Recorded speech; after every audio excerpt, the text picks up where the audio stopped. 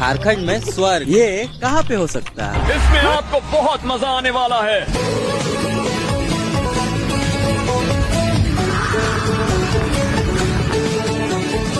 क्योंकि बाद में नीचे उतरकर जंगल में ही जाना है। जरा इस जगह को देखिए, इसे पार करना मुश्किल होगा।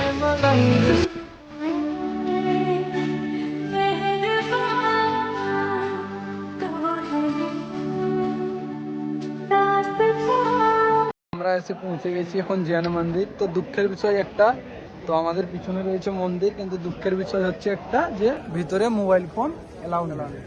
তো মন্দিরে ঢুকলাম, ঘুরলাম।